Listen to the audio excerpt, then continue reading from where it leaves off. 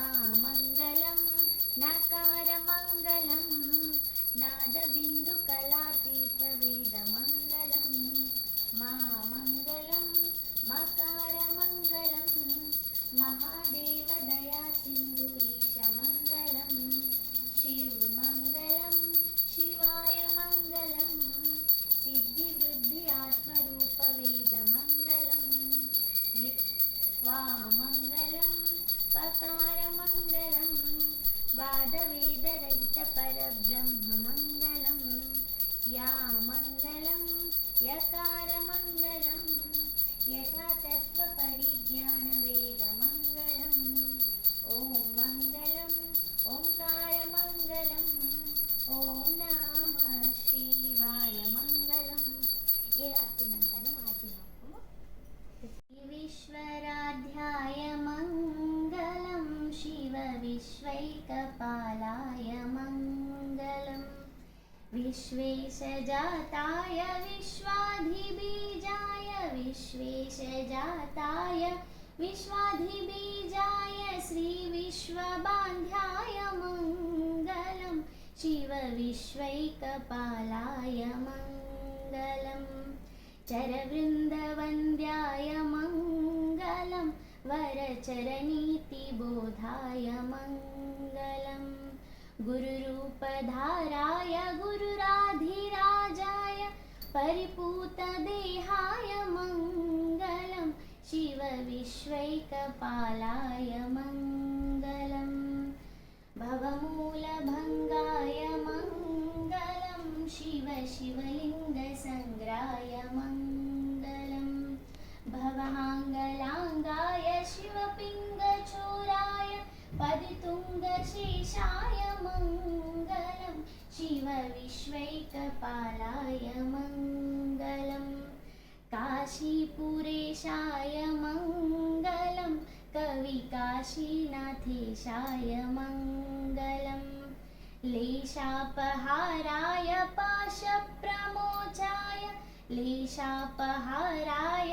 पाशप्रमोचाय श्रीशाधिमान्याय मङ्गलं शिव विश्वैकपालाय मङ्गलं श्रीविश्वराध्याय मङ्गलं शिव विश्वैकपालाय मङ्गलम् करुणावतारं संसारसारं भुजगेन्द्रहारं सदा वसन्तं हृदयारविन्दे भवं भवानी सहितं नमामि भवं भवानी सहितं नमामि।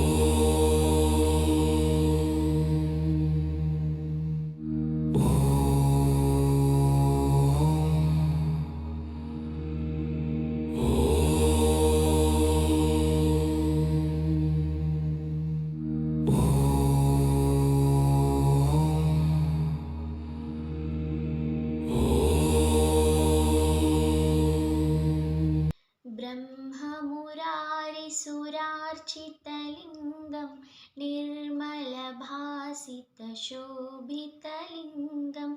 जन्मजदुःखविनाशकलिङ्गं तत्प्रणमामि सदा शिवलिङ्गं देवमुनिप्रवरार्चितलिङ्गं कामदहनकरुणाकरलिङ्गं रावणदर्पविनाशकलिङ्गं तत्प्रणमामि सदा शिवलिङ्गं सर्वसुगन्धसुलेपितलिङ्गं बुद्धिविवर्धनकारणलिङ्गं सिद्धसुरासुरवन्दितलिङ्गं तत्प्रणमामि सदा शिवलिङ्गं कनकमहामणिभूषितलिङ्गं फणिपतिवेष्टितशोभितलिङ्गं दक्षसुयज्ञविनाशनलिङ्गं तत्प्रणमामि सदा शिवलिङ्गं कुङ्कुमचन्दनलेपितलिङ्गं पङ्कजहारसुशोभितलिङ्गं सञ्चितपापविनाशनलिङ्गं तत्प्रणमामि सदा शिवलिङ्गं देवगणार्चितसेवितलिङ्गं भावैर्भक्तिविरेवचलिङ्गं दिनकरकोटिप्रभाकरलिङ्गं तत्प्रणमामि सदा शिवलिङ्गम् अष्टदलोपरिवेष्टितलिङ्गं सर्वसुमुद्भवकारणलिङ्गम् अष्टदरिद्रविनाशनलिङ्गं तत्प्रणमामि सदा शिवलिङ्गं सुरगुरुसुरवरपूजितलिङ्गं सुरवनपुष्पसदार्चितलिङ्गं परमपदं परमात्मकलिङ्गं तत्प्रणमामि सदा शिवलिङ्गम् लिङ्गाष्टकम् इदं पुण्यं यः पठेच्छिवसन्निधौ शिवलोकमवाप्नोति शिवेन सह मोदते।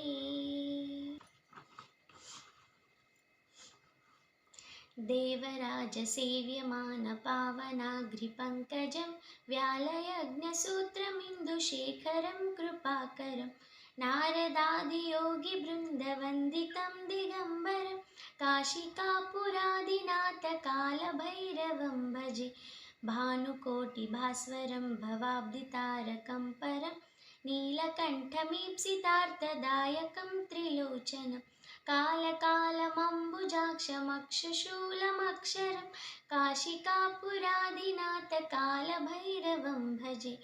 शूलटङ्कपाशदण्डपाणिमादिकारणं श्यामकायमादिदेवमक्षरं निरामयं भीमविक्रमं प्रभुं विचित्रताण्डवप्रियं काशिकापुरादिनाथकालभैरवं भजे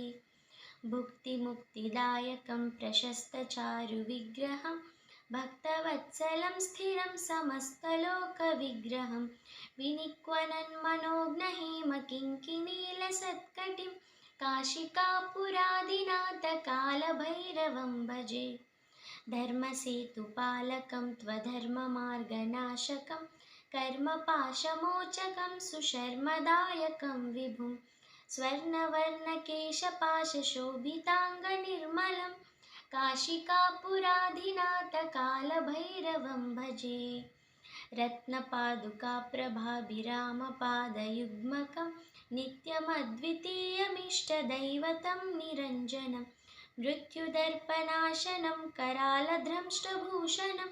काशिकापुरादिनाथकालभैरवं भजे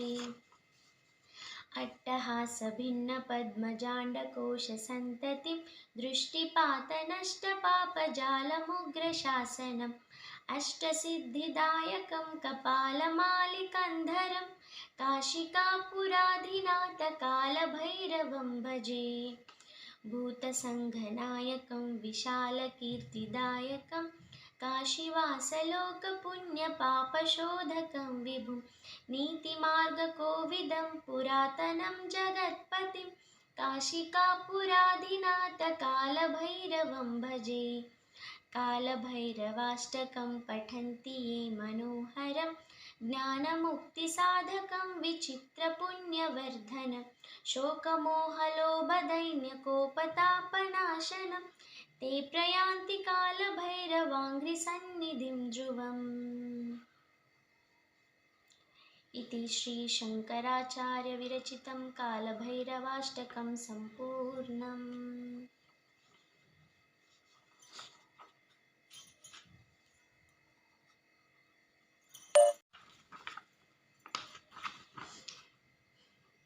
विश्वेश्वराय नरकार्णवतारणाय कर्णामृताय शशिशेखरधारणाय कर्पूरकान्तिधवलाय जटाधराय दारिद्र्यदुःखदहनाय नमः शिवाय गौरीप्रियाय रजनीशकलाधराय कालान्तकाय भुजगाधिपकङ्कणाय गङ्गाधराय गजराजविमर्दनाय दारिद्र्यदुःखदहनाय नमः शिवाय दारिद्र्यदुःखदहनाय नमः शिवाय भक्तप्रियाय भवरोगभयापहाय उग्राय दुःखभवसागरतारणाय ज्योतिर्मयाय गुणनामसुनिर्नुताय दारिद्र्यदुःखदहनाय नमः शिवाय दारिद्र्यदुःखदहनाय नमः शिवाय चर्माम्बराय शवभस्मविलेपनाय फालेक्षणाय मणिकुण्डलमण्डिताय मञ्जीरपादयुगलाय जटाधराय दारिद्र्यदुःखदहनाय नमः शिवाय पञ्चाननाय फणिराजविभूषणाय हेमाङ्कुशाय भुवनर्तनमण्डिताय आनन्दभूमिवरदाय तमोपयाय दारिद्र्यदुःखदहनाय नमः शिवाय दारिद्र्यदुःखदहनाय नमः शिवाय भानुप्रियाय भवसागरतारणाय कालान्तकाय कमलासनपूजिताय नेत्रत्रयाय शुभलक्षणलक्षिताय दारिद्र्यदुःखदहनाय नमः शिवाय रामप्रियाय रघुनाथवरप्रदाय नागप्रियाय नरकार्णवतारणाय पुण्याय पुण्यभरिताय सुरार्चिताय दारिद्र्यदुःखदहनाय नमः शिवाय मुक्तेश्वराय फलदाय गणेश्वराय गीताप्रियाय वृषभेश्वरवाहनाय मातङ्गचर्मवसनाय महेश्वराय दारिद्र्यदुःखदहनाय नमः शिवाय दारिद्र्यदुःखदहनाय नमः शिवाय वसिष्ठेन कृतं स्तोत्रं सर्वरोगनिवारणम्।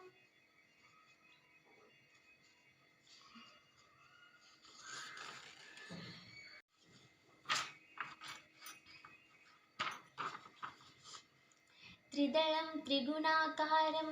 त्रिनेत्रं च त्रियायुधं त्रिजन्मपापसंहारम् एकबिल्वं शिवार्पणम् त्रिशाखैर्बिल्वपत्रैश्च अच्छिद्रैः कोमलैः शुभैः तव पूजां करिष्यामि एकबिल्वं शिवार्पणम् कोटिकन्या महादानं तिलपर्वतकोटयः काञ्चनं क्षेलदानेन एकबिल्वं शिवार्पणम् काशीक्षेत्रनिवासं च कालभैरवदर्शनं प्रयागे माधवं दृष्ट्वा एकबिल्वं शिवार्पणम् गुरुवारे व्रतं स्थित्वा निराहारो महेश्वरः नक्तं हौष्यामि देवेश एकबिल्वं शिवार्पणम् रामलिङ्गप्रतिष्ठाश्च वैवाहिककृतं तथा तटाकानि च सन्धानम् एकबिल्वं शिवार्पणम् अखण्डबिल्वपत्रं च आयुधं शिवपूजनं कृतं नाम सहस्रेण एकबिल्वं शिवार्पणम् उमया सह देवेश नन्दिवाहनमेव च भस्मलेपन सर्वाङ्गम् एकबिल्वं शिवार्पणम् सालग्रामेषु विप्राणां तटाकं दशकूपयो यज्ञकोटिसहस्रश्च एकबिल्वं शिवार्पणम् दन्तिकोटिसहस्रेषु अश्वमेधशतक्रतौ कोटिकन्या महादानम् एकबिल्वं शिवार्पणम् बिल्वानां दर्शनं पुण्यं स्पर्शनं पापनाशनम् अघोरपापसंहारम् एकबिल्वं शिवार्पणम् सहस्रवेदपाठेषु ब्रह्मस्थापनमुच्यते अनेकव्रतकोटीनाम् एकबिल्वं शिवार्पणम्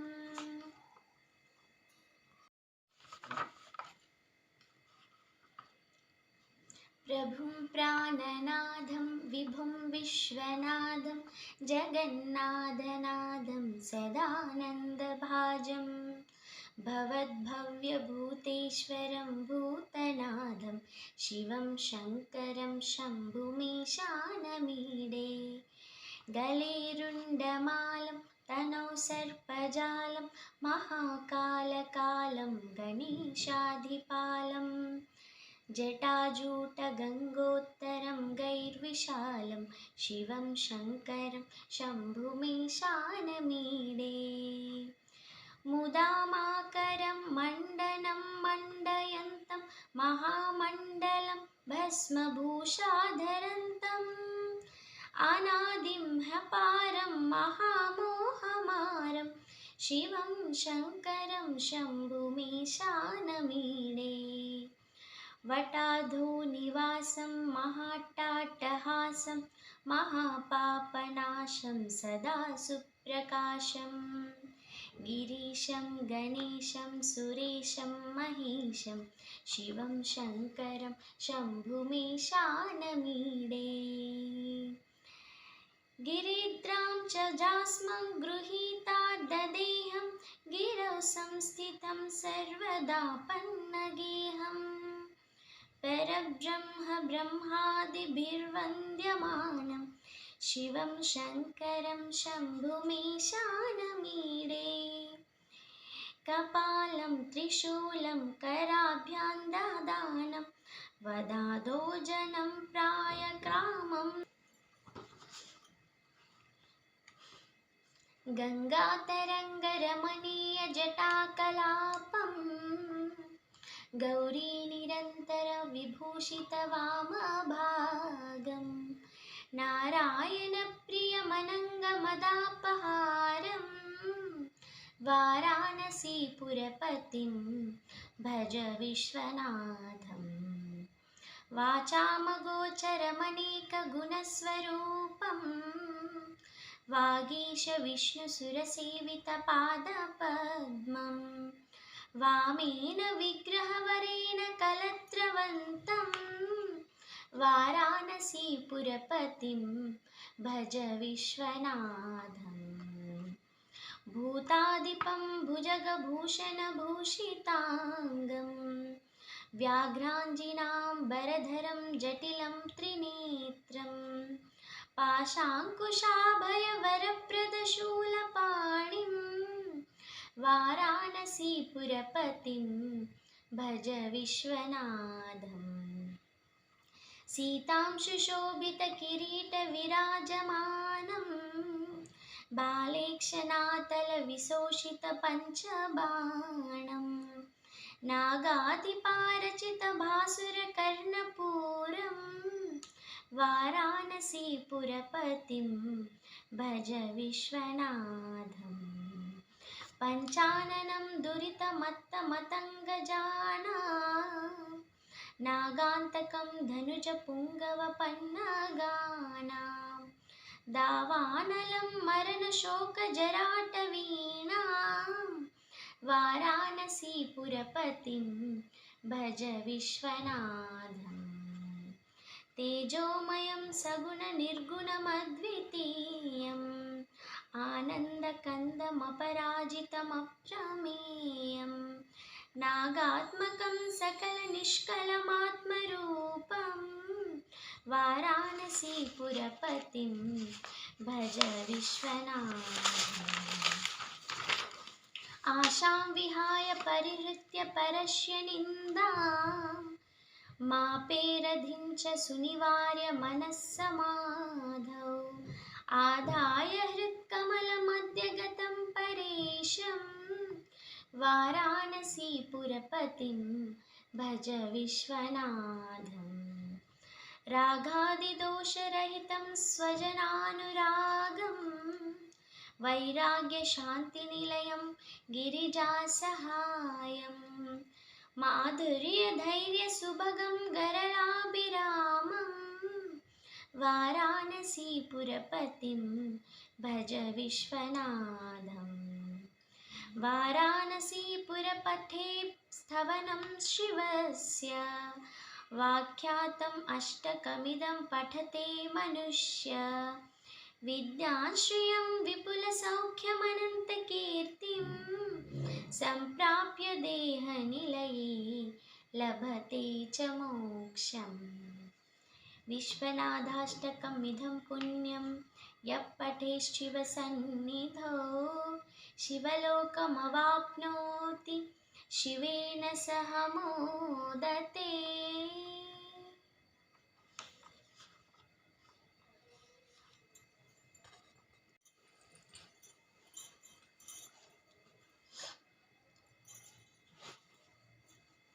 नमः शिवाय ॐ नमः शिवाय हर हर भोले नमः शिवाय नमः शिवाय ॐ नमः शिवाय हर हर भोले नमः शिवाय गंगाधराय शिव गंगाधराय हर हर भोले नमः शिवाय गंगाधराय शिव गंगाधराय हर हर भोले नमः शिवाय ॐ नमः शिवाय हर हर भोले नमः शिवाय सोमेश्वराय शिव सोमेश्वराय हर हर भोले नमः शिवाय सोमेश्वराय शिव सोमेश्वराय हर हर भोले नमः शिवाय ॐ नमः शिवाय हर हर भोले नमः शिवाय।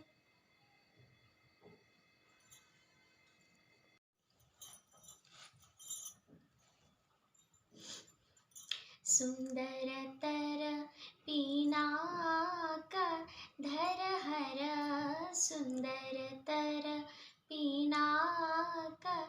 धर हर गंगाधर गज चर्मांबर गंगाधर गज चर्मांबर चंद्रचूड़ शिव शंकर पार्वती चंद्रचूड़ शिव शंकर